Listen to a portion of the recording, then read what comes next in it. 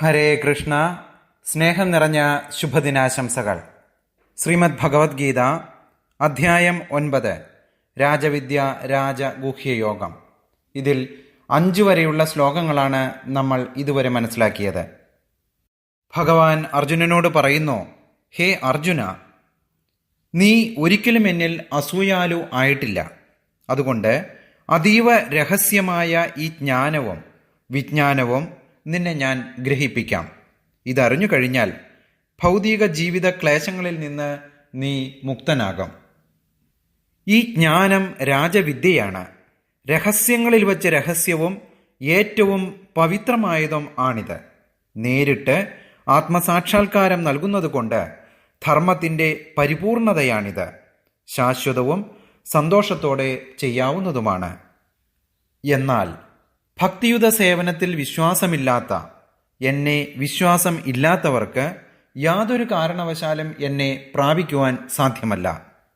ഹേ ശത്രുഞ്ജയ, അതുകൊണ്ട് അവർ ഈ ഭൗതിക ലോകത്തിൽ ജനന മരണങ്ങളുടെ വഴിയിലേക്ക് വീണ്ടും എത്തിപ്പെടുകയാണ്.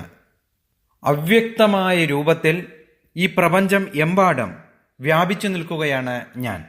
സർവഭൂതങ്ങളും എന്നിലാണ്. ഞാൻ അവയിൽ അല്ല സ്ഥിതി ചെയ്യുന്നത്. സൃഷ്ടിജാലങ്ങളൊന്നും എന്നാൽ എന്നിൽ സ്ഥിതി ചെയ്യുന്നുമില്ല. എൻ്റെ യോഗപ്രഭാവം നോക്കൂ. സർവഭൂതങ്ങളുടെയും പരിപാലകനും സർവവ്യാപിയും ആണ്. എങ്കിലും ഞാൻ ഈ പ്രത്യക്ഷ പ്രപഞ്ചത്തിൻ്റെ ഒരംശമല്ല, മറിച്ച് ഞാനാണ് ഈ പ്രപഞ്ചത്തിൻ്റെ ഉത്ഭവ സ്ഥാനം.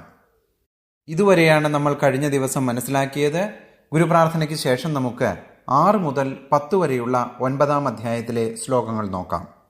6-ാമത്തെ ശ്ലോകം: യഥാകാശസ്ഥിതോ നിത്യം വായു സർവത്രഗോ മഹാൻ തഥാ സർവാണി ഭൂതാനി മത്സ്ഥാനി ഇതി ഉപധാരയ. യഥാ ആകാശസ്ഥിതോ നിത്യം, ആകാശത്തിൽ എപ്രകാരമാണോ സ്ഥിതി ചെയ്യുന്നത്. എന്താ സ്ഥിതി ചെയ്യുന്നത് ആകാശത്തിൽ? വായു സർവത്രഗോ മഹാൻ, വായു സർവത്ര സ്ഥലത്തും വ്യാപിക്കുകയാണ്. ആകാശത്തിൽ നിന്നുകൊണ്ട് വായു സകല സ്ഥലങ്ങളിലും വ്യാപിക്കുകയാണ്. തഥാ സർവാണി ഭൂതാനി, അപ്രകാരം സർവഭൂതങ്ങളും മത്സ്ഥാനി ഇതി ഉപധാരയ, സകല ഭൂതങ്ങളും എന്നിൽ സ്ഥിതി ചെയ്യുന്നു എന്ന് നീ ധരിച്ചാലും. ആകാശത്തിൽ നിറഞ്ഞു നിൽക്കുന്ന വായു അത് ചലിക്കുമ്പോൾ ആകാശത്തോട് ചേരാതെ നിൽക്കുകയാണ് വായു, അല്ലേ? അത് ചലിക്കുന്ന സമയത്ത്, ആ ചലിക്കുമ്പോൾ മാത്രമേ നമ്മൾ അറിയുന്നുള്ളൂ വായു ഉണ്ട് എന്നുള്ള വിവരം. അല്ലെങ്കിൽ നമുക്ക് വായു ഉണ്ടെന്നേ തോന്നില്ല. നമ്മളൊരു മുറിയിലിരിക്കുകയാണെങ്കിൽ നമുക്ക് ചുറ്റും വായു ഉണ്ടെന്നുള്ളൊരു ബോധമേ ഇല്ല. എപ്പോഴാണ് നമ്മൾ പുറത്തിറങ്ങി ഇലകൾ അനങ്ങുന്നത്, അല്ലെങ്കിൽ നമ്മുടെ ശരീരത്തിലേക്ക് ആ തണുപ്പോ ചൂടോ എന്തെങ്കിലും അടിക്കുന്ന സമയത്ത് മാത്രമേ വായു ഉണ്ട് എന്നുള്ള തോന്നൽ ഉണ്ടാകുന്നുള്ളൂ. അതുപോലെ തന്നെയാണ് എല്ലാ ജീവജാലങ്ങളും എന്നിലാണ് നിൽക്കുന്നത്. എങ്കിലും ഞാൻ അവയുമായി ചേരുന്നില്ല. എങ്കിലും എല്ലായിടത്തും ഞാൻ വ്യാപിച്ചിരിക്കുന്നു എന്ന് പറയുകയാണ് ഭഗവാൻ. വായു മാത്രമല്ല ഭഗവാനിലല്ലേ, എല്ലാ ഭഗവാനിലാണ്. ചന്ദ്രനാണെങ്കിലും സൂര്യനാണെങ്കിലും ആത്മാവാണെങ്കിലും അഗ്നിയാണെങ്കിലും എല്ലാം ഭഗവാനിൽ തന്നെയാണ്. ബ്രഹ്മസംഹിതയിൽ വളരെ വ്യക്തമായി അത് പറയുന്നുമുണ്ട്. അഗ്നിർമഹി ഗഗനമംബൂമരുദിശ്ച കാലസ്തഥാത്മ മനസീതി ജഗത്രയാണി യസ്മാത് ഭവന്തി വിഭവന്തി വിശന്തിയം ച ഗോവിന്ദമാദിപുരുഷം തമഹം ഭജാമി. യച്ചക്ഷുരേക്ഷ സവിത സകലഗ്രഹാണാം രാജ സമസ്തസുരമൂർത്തിരശേഷതേജ യസ്യാജ്ഞയാ ഭ്രമതി സംഭൃതകാലചക്രോ ഗോവിന്ദമാദിപുരുഷം തമഹം ഭജാമി.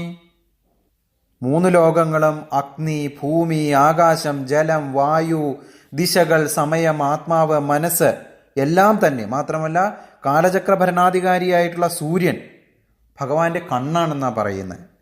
ഭഗവാന്റെ നിർദ്ദേശാനുസരണമാണ് ഈ ബ്രഹ്മാണ്ടത്തിൽ കാണുന്ന സകല വസ്തുക്കളും ചലിക്കുന്നത്. അതിൻ്റെ പൂർണ്ണമായ നിയന്താവും ഭഗവാനാണ് എന്ന് പറയുന്ന ശ്ലോകമാണ് നമ്മൾ കേട്ടത്. സർവസൃഷ്ടികളും ഭഗവാനിലാണ് വിശ്രമിക്കുന്നത് എന്ന് പറഞ്ഞു, അല്ലേ?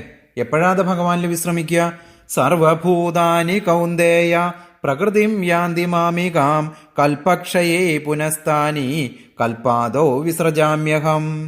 സർവഭൂതാനി കൗന്ദേയ, ഹേ കുന്തിപുത്ര, സർവഭൂതങ്ങളും സർവ ജീവജാലങ്ങളും ചരങ്ങളും അചരങ്ങളും എല്ലാം തന്നെ പ്രകൃതിം യാന്തി മാമികാം. എൻ്റെ പ്രകൃതിയെ പ്രാപിക്കുന്നു. പ്രകൃതിം യാന്തി മാം ഇകാം. എൻ്റെ പ്രകൃതിയെ പ്രാപിക്കുന്നു. കൽപക്ഷയേ പുനസ്താനി. ഒരു കൽപ്പത്തിൻ്റെ അവസാനം എപ്പോഴാണ് ഒരു കൽപ്പം അവസാനിക്കുന്നത്? അല്ലെങ്കിൽ ബ്രഹ്മദേവന്റെ ഒരു പകലാണ് ഒരു കൽപ്പം, അല്ലേ? അപ്പോൾ ബ്രഹ്മദേവന്റെ ഒരു പകൽ എന്ന് പറയുന്നത് 1000 ചതുർയുഗങ്ങളാണ്. 1000 ചതുർയുഗങ്ങൾ അവസാനിക്കുന്ന സമയത്ത് എല്ലാ ജീവജാലങ്ങളും എന്നിലേക്ക് വന്നടിയുന്നു. അതിനുശേഷം ബ്രഹ്മാവിൻ്റെ രാത്രി സമയം അത് പൂർണ്ണമായും എന്നിൽ തന്നെ നിലനിൽക്കുന്നു. ബ്രഹ്മാവിൻ്റെ രാത്രി എന്ന് പറയുന്നതും വീണ്ടും 1000 ചതുർയുഗങ്ങളാണ്. അപ്പോൾ ഇത്രയും യുഗങ്ങൾ കഴിഞ്ഞതിന് ശേഷം എങ്ങനെയാണോ നമ്മൾ ചക്കയുണ്ടാകുന്ന സമയത്ത് പ്ലാവിമെന്ന് കുരു വീഴും, അല്ലേ? ഈ കുരുക്കൾ എല്ലാം മണ്ണിൻ്റെ അടിയിൽ പോവും. അല്ലെങ്കിൽ മാങ്ങ ഉണ്ടാകുന്ന സമയത്ത്, ഇപ്പോഴൊക്കെ മാങ്ങയൊക്കെ നിൽക്കുന്നത് വീടിൻ്റെ മുറ്റത്തായത് കാരണം ടൈൽസ് ഇട്ടിട്ട് മാങ്ങ വീണാലും വണ്ടിയൊന്നും മുളക്കില്ല. പണ്ടൊക്കെ ചക്കക്കുരു താഴെ വീണ് കിടന്നും മാങ്ങാണ്ടിയൊക്കെ ആയിട്ട് നിറയെ ഒരു മഴ പെയ്ത് കഴിഞ്ഞാൽ, വേനൽക്കാലത്ത് ഏപ്രിൽ മെയ് മാസത്തിൽ ഈ കുരുക്കളെല്ലാം ഉണ്ടായി കഴിഞ്ഞത് പക്ഷിയും പ്രാവും ഓരോന്നും തിന്നു കഴിഞ്ഞിട്ട് പല സ്ഥലങ്ങളിൽ കൊണ്ടു ചെന്നിട്ട് കഴിഞ്ഞ് ഇതൊന്നും നമുക്ക് നോക്കിയാലും കാണാൻ പറ്റില്ല. ഇതെല്ലാം മണ്ണിൻ്റെ അടിയിൽ പോകും. കുറേ സമയം കഴിഞ്ഞ് നല്ല മഴയെല്ലാം പെയ്തു കഴിയുമ്പോൾ വീണ്ടും ഇത് മുളച്ച് ഒരു പ്ലാവായോ മാവായോ വരും.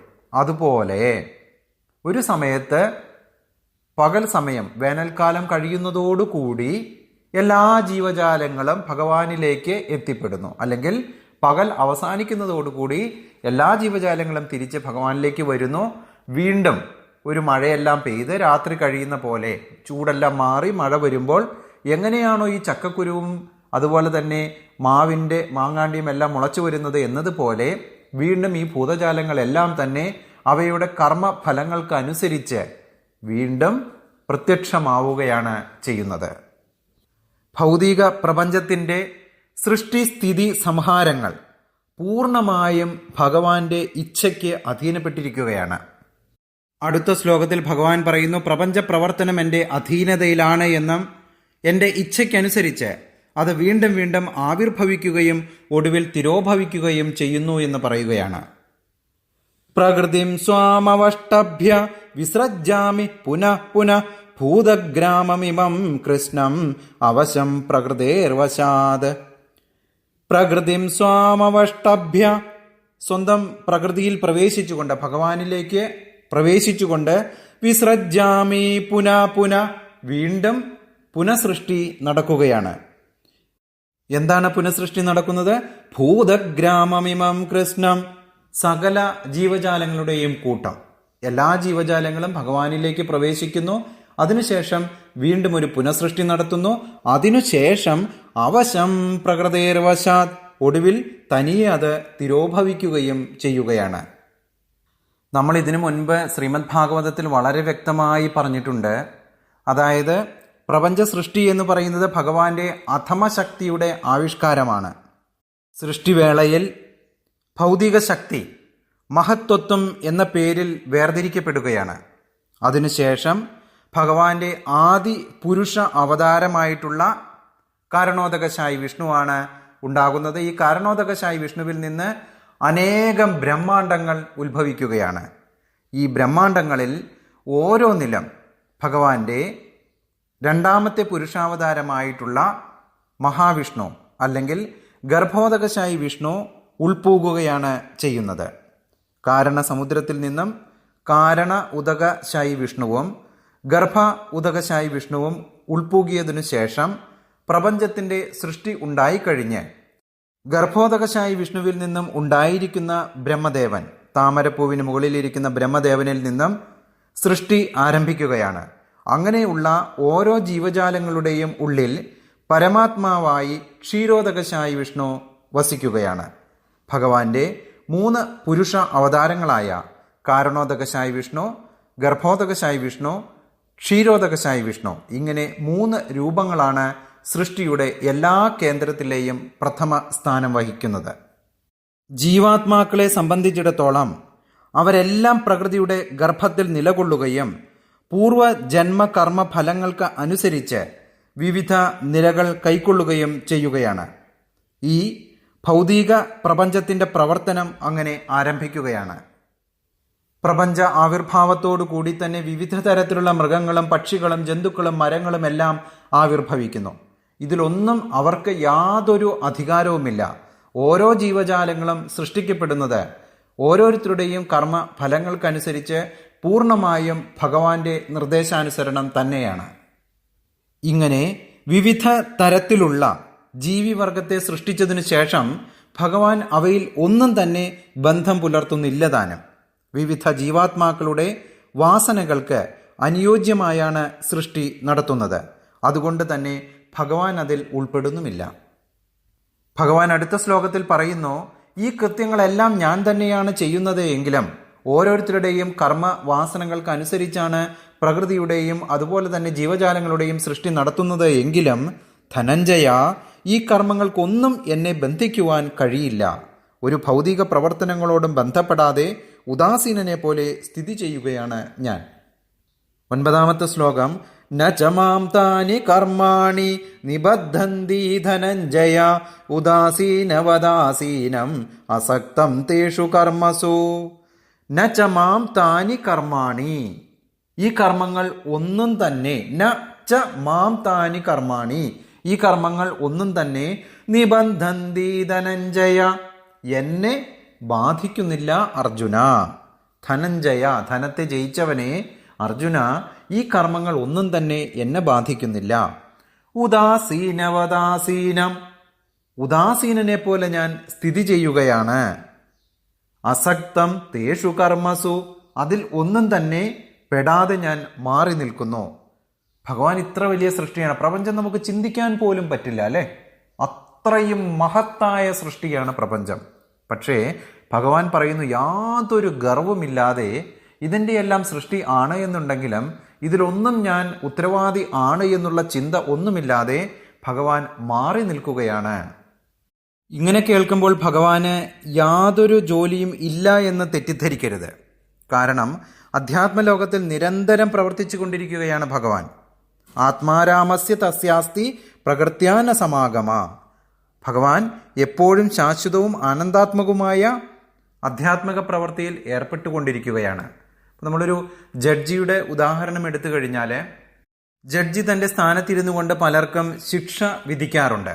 അത് മരണശിക്ഷയാകാം, ഒരാളിൽ നിന്നും വാങ്ങിയ പൈസ തിരിച്ചു കൊടുക്കാനുള്ളതാകാം, അങ്ങനെ ധനം കിട്ടുന്ന ജോലിയാകാം. അങ്ങനെ എന്ത് കാര്യമായാലും ജഡ്ജി ഇതിൽ നിന്നും ഉദാസീനനാണ്. ഇതൊന്നും തന്നെ ജഡ്ജിയെ ബാധിക്കുന്ന കാര്യമല്ല.